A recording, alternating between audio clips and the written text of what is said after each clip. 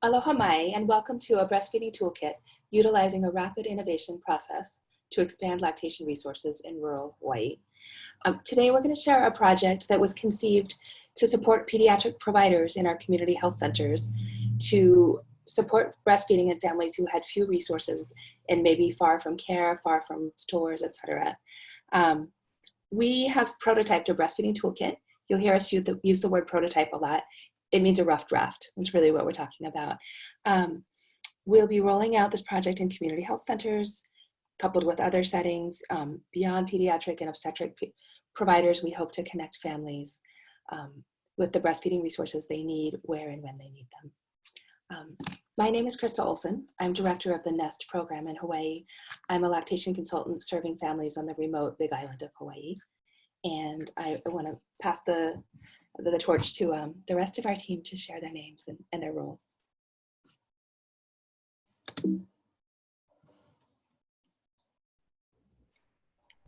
Good morning. My name is Jennifer Elia. I work as the Maternal and Infant Health Lead at Early Childhood Action Strategy, or ECAS. We're a collective impact organization that brings together partners from diverse sectors, including government, nonprofit, and for-profit, to improve systems of care for Hawaii's youngest children prenatal to 8 years old. And one way we do this is through Smallify Rapid Innovation Labs, which we will share a lot more about during this presentation. Mahalo.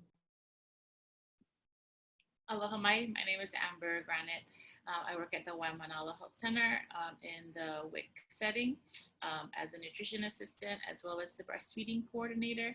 And then I also work in our women's clinic as a prenatal care coordinator, making sure that mothers have their WIC benefits across all areas, as well as offering childbirth, prenatal, and breastfeeding education.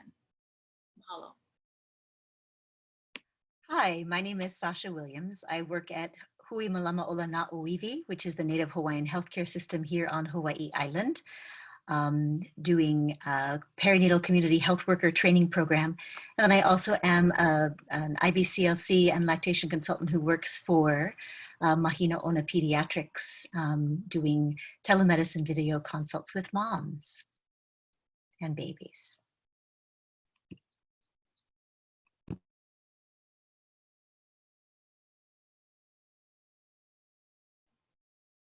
Aloha everyone. We just want to welcome you and thank you for joining us.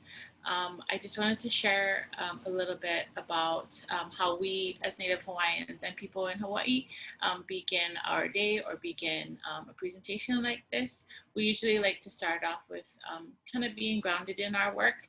And so I'll share with you a short pule, which is a prayer, and we do that in the form of an oli.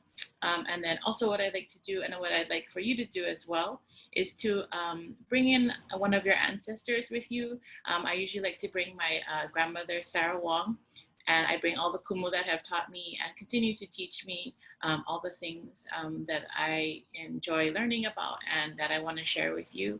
And this is just really important for us to set ourselves up for success for the day, to have our intention set for how we're going to get and achieve our goals.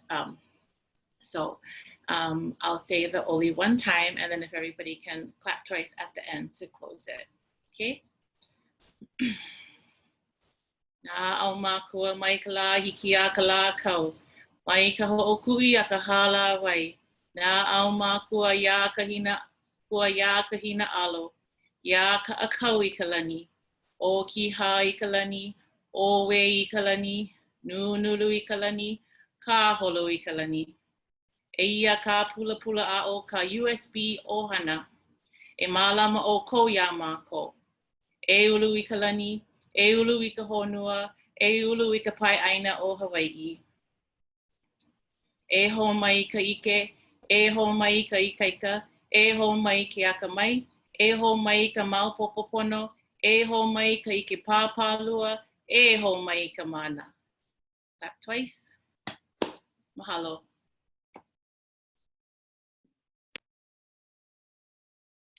Mahalo, Amber. Now that we are all rooted and ready to learn, I just want to share our learning objectives for the day, and then we'll dive in and do some work together. So first of all, we're going to share with you a process where stakeholders from across Hawaii came together to apply rapid innovation tools to pilot resources that would extend the breastfeeding safety net for families served by our federally qualified health centers throughout Hawaii. We're also going to move from there to share ways that rapid innovation tools might generate cross-sector solutions that bridge gaps in lactation care for other underserved communities across the US. So we look forward to working together and generating some new solutions for these unusual times. In myriad of ways. In Hawaii, some of our most challenging health disparities, of course, accrue with the Native Hawaiian families. More than 45% or 45% of extremely preterm babies are born to Native Hawaiian women. The infant mortality rate is 2.3 times greater than it is for white families. Highest rates of postpartum depression, least likely to breastfeed. We also have highest rates of obesity and diabetes during pregnancy. And so all of these things really make for a very difficult pathway to achieve breastfeeding goals. Sorry. This project idea for a breastfeeding toolkit originated with one of our quote unquote end users. At a meeting back in 2018, a pediatrician said that she wished she and her colleagues had something else to reach for besides formula samples when new moms were struggling with breastfeeding. And this project idea strongly resonated with my own experience when I had my first child 2 years ago. And this is my son Joseph here at 2 days old. Like many new moms, and especially as a public health professional, I intended to exclusively breastfeed my new baby for the first 6 months, as is recommended by the professional organizations, as we all know. I wanted him to receive the medical, social, and bonding benefits that have been associated with breastfeeding, leading to optimal growth and development. And like many new moms, I didn't anticipate the challenges that I experienced with breastfeeding. Even though it's natural, it's definitely not easy. From the beginning, Joe seemed like he wanted to constantly nurse, was never satisfied, had difficulty with latch, and just seemed very frustrated with the whole experience, as was I. And by day 4, we were at our wits' end and eventually supplemented with formula at 4 in the morning, after which Joe finally slept for a couple hours. And when I communicated all of this to my pediatrician, she offered additional formula samples. It's only because of the privileges I have, like living in urban Honolulu with lactation support and pediatric specialists available, that I ended up with a successful breastfeeding relationship with Joe. And even though I wasn't exclusively breastfeeding, I know that if I had lived somewhere with fewer resources and supports, I would have given up entirely on breastfeeding very early on. And the survey data also support this. More than 90% of new mothers in Hawaii breastfeed their babies at least once, but only a third are exclusively breastfeeding at 6 months, and less than half are still breastfeeding at 1 year as recommended. And rates are even lower, as Sasha mentioned, on the neighbor islands and among Native Hawaiian moms like myself. So especially in lower resource settings like the neighbor islands, pediatric offices are potential sites of impactful interventions. Pediatricians may identify breastfeeding concerns, but often lack the time and resources to intervene as needed. And so our goal was to help them do that.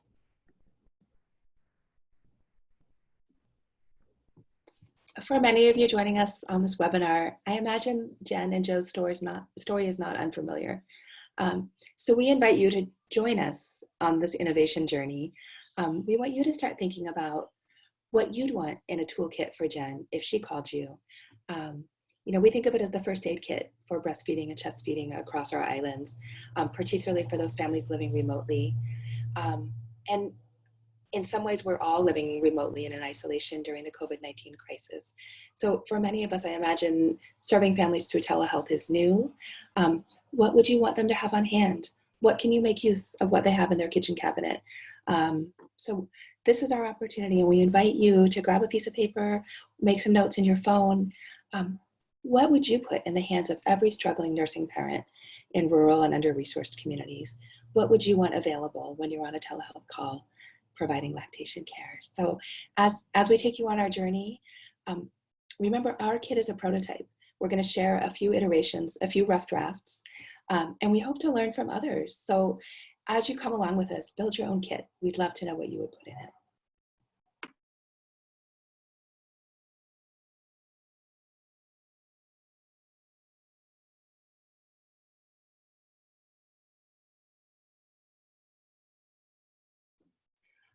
I'm going to share a little bit about the rapid innovation process, and then we'll tell you how we applied it to build a toolkit.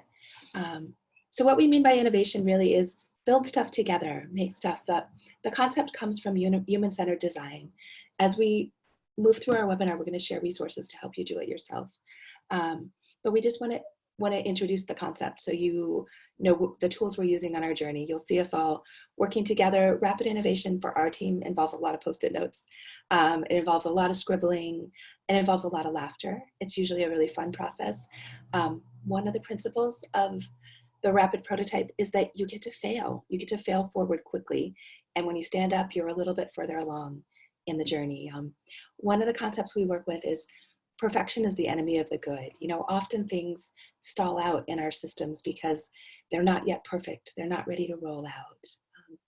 I think during our journey together, responding to a pandemic, many of us are learning how to prototype. We're learning how to be fast on our feet and how to respond. We're excited for the opportunity with our USBC partners to apply innovation down the road and continue to create solutions that meet parents and babies where they're at on their breastfeeding journey.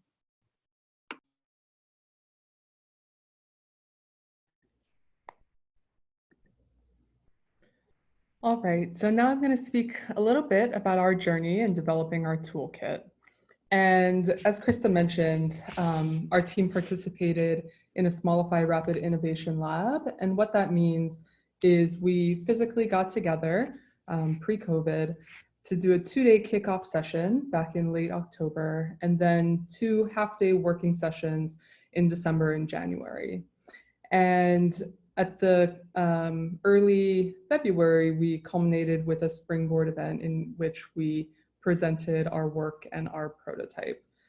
And so during those few months, we created that prototype, which you see in the middle picture there. The pictures on the left are of us at the kickoff, and also a Boobyland board game, which we created while developing our ideas and going through the rapid innovation process. So the picture in the middle, as I mentioned, is version 1.0 of our toolkit, and the picture on the right is version 2.0. And how we got between those is by gathering and incorporating feedback from pediatric providers. And they really were our end users that we needed to get out on the dance floor with.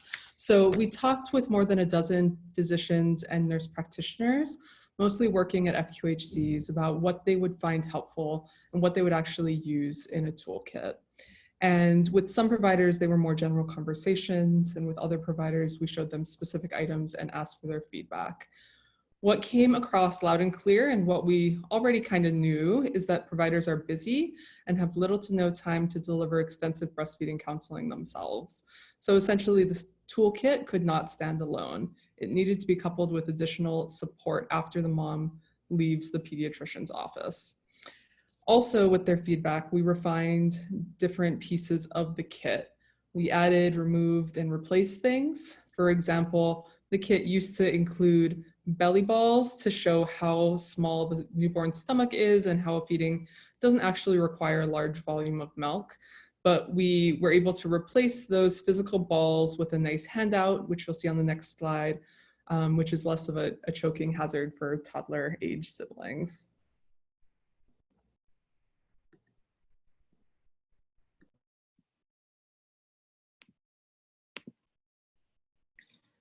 So here is our 2.0, which is not necessarily our final kit, but what we all collectively together felt and also with our input felt was important things to have within the toolkit.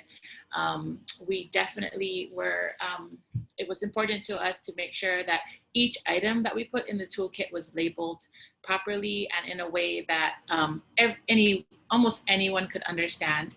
As Jen said, we have our own Hawai'i, version of the newborn stomach sizes, and that kind of relates to, if you can look at that on the bottom right, we have a grape, but in Hawaii we have an abundance of kukui nut trees. So we showed the size of the tummy on day 3 compares to kukui nuts.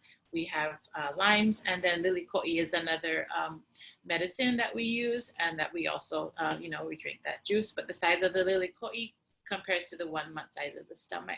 And so we thought that was really innovative for us to provide, that local people could relate to. Other things that are within the toolkit, we have a colostrum cup, we have some Lancino, and we have some hydrogel pads. Something that we kind of figured out also along our journey was that we knew that we were going to need some in case of emergency type of things, but we wanted to separate them so that families, when they receive the education on what to do with these, would know that these are things that people would only necessarily need in the case of extreme cases with breastfeeding issues. So within that yellow envelope that we have separated, we have everything labeled, and in that envelope we had like a nipple shield, a syringe, a cup feeder, and a spoon. All things that, if breastfeeding is going well, as you know, you don't really need those things, but coupled with education by someone, you would be able to learn how to use those things. So all of these are what's in our final kit, which is actually in, we packaged it within a glass jar right now, because we did see that there was a way that you could collect milk using a glass jar. So we wanted to just make sure every single thing in that kit was usable. Thank you. Me again. Okay, so we field tested at different rural clinics. So my clinic was one of them. And each clinic would be, the toolkit was going to be offered in a different way in each clinic, so that, we could make sure that we were offering the right support for that specific area and that clinic. So we were going to be offering it within the WIC setting, but we have a breastfeeding peer counselor, and as well as I am the designated breastfeeding expert at the clinic. So offering the toolkit coupled with education by the designated breastfeeding expert and or the breastfeeding peer counselor is how we were going to offer the toolkit. I also do the prenatal education, as well as check on mothers and babies that are breastfeeding within the pediatric setting. And so we would be offering the toolkit only as needed. Not everybody gets one, of course, only as needed if there was a mother family that needed extra help and extra support. And so our Waimanalo Health Center CEO personally, I discussed it with her, and she is on board as we move forward to offer the toolkit. Of course, once we kind of get through the pandemic, that's how we'll be doing it.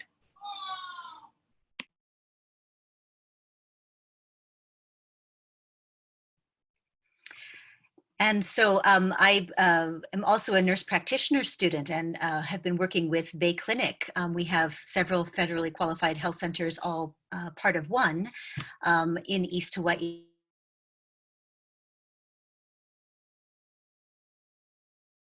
In Pahoa, we have the Pahoa Women and Children's Health Center. These are the two sites that we are going to be using. Looks like my internet connection is unstable. Sorry, these are the two sites that we're using in East Hawaii. And what we are doing here, because we don't have breastfeeding counselors and peer counselors available on site who can assist with the toolkit, we are pairing with the NEST program. So the NEST program offers two-way HIPAA compliant text support that connects moms and their families with not only a peer counselor, but also an IBCLC. So they get that expert assistance basically in a very consistent way. So the toolkit in our setting is going to be paired with the tech support program, so that moms will have somebody that they can reach out to when they need to open that manila envelope, for example. they will get the kit. They will also be enrolled into the NEST program, and they will get regular, texts from the program to check in on them, and then dialogue back and forth actively. And you can see in the corner here, we have two of our NEST employees that Krista can talk more about, but that's how it will work in East Hawaii. There is some support available at the health centers, at Bay Clinic, through the one certified nurse midwife that we have here, and she will provide some inpatient support, or not inpatient, but some outpatient support when moms call for appointments if they have particularly challenging issues.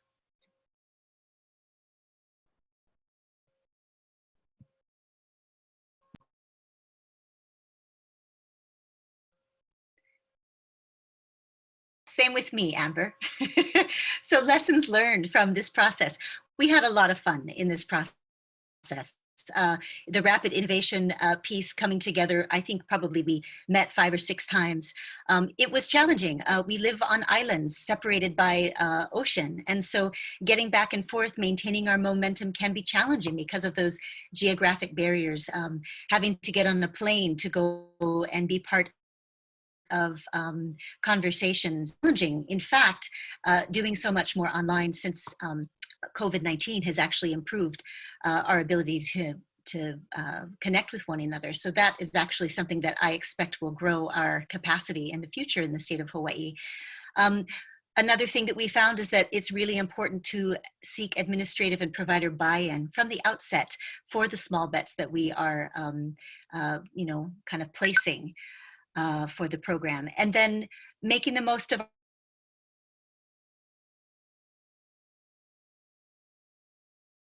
and way in which they like to learn and contribute. Some people like to sit back, and others of us really like to get involved and be very interactive. And it's nice to have different tools in our bag so that those of us who do a lot of talking can sit down and listen and make spaces in small groups and what have you. So we did a lot of that in the Smallify process. There was many different kinds of learning activities that we engaged in order to hear all of the voices around the table.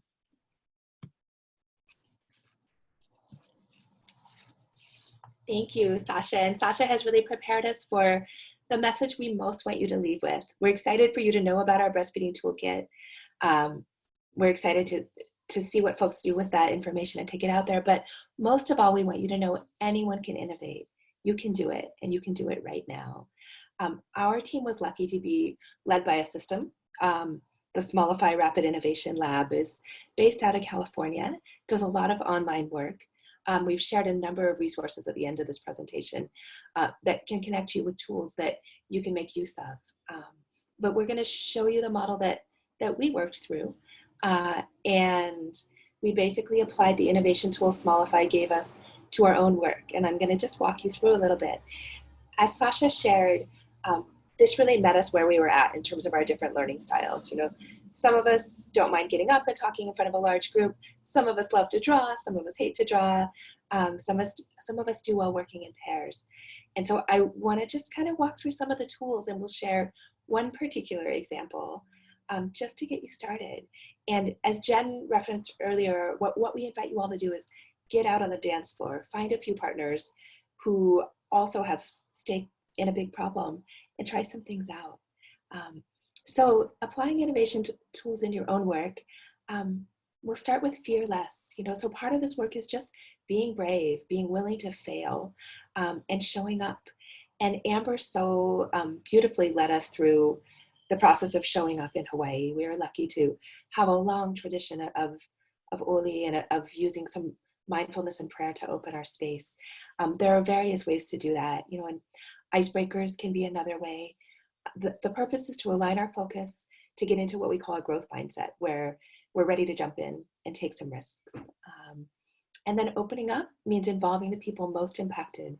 You know, once you have an idea, get out there and don't be afraid to have it shot down.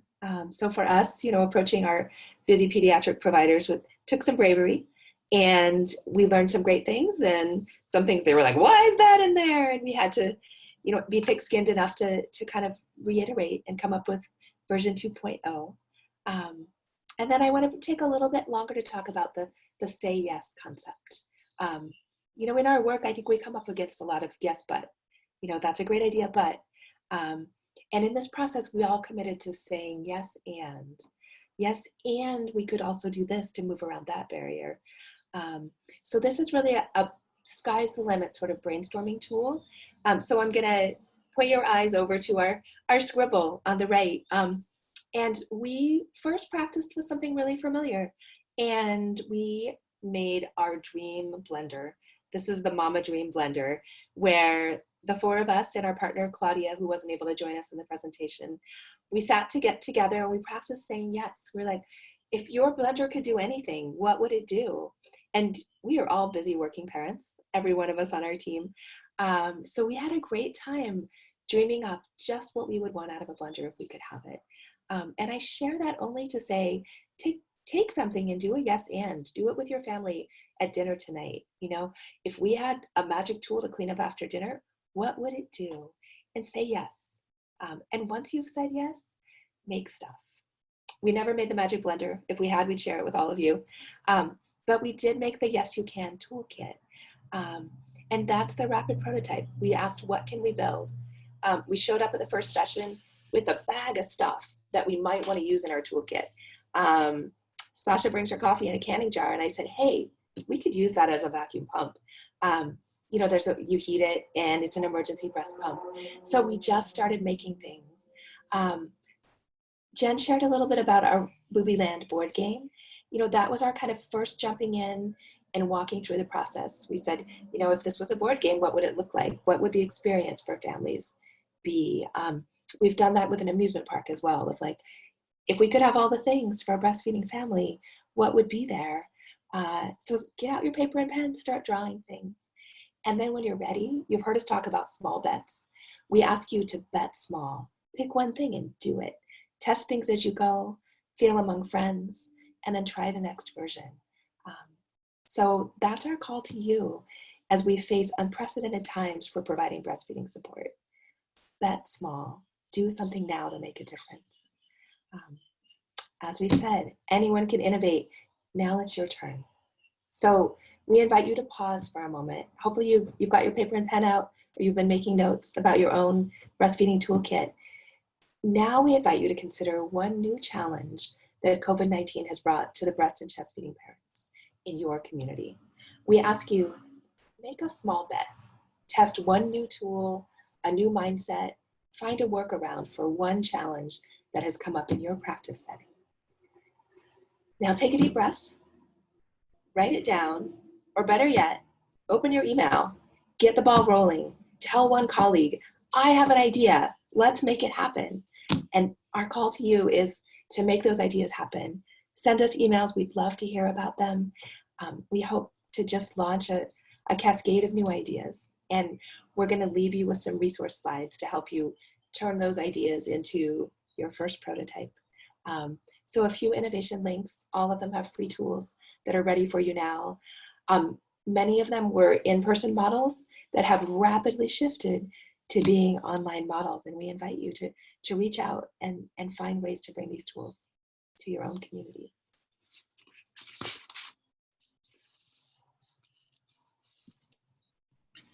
We just want to thank everyone for joining us.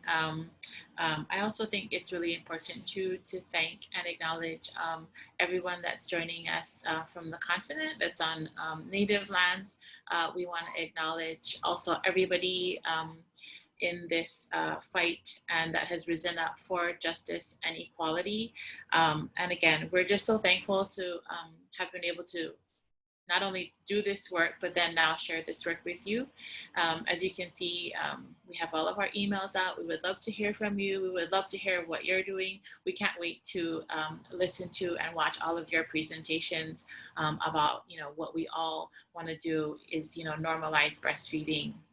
So we appreciate you so much. Thank you so much for joining us. And here's our Happy Joe, that's still breastfeeding, going strong, good boy. And, mom got it down. So there he is.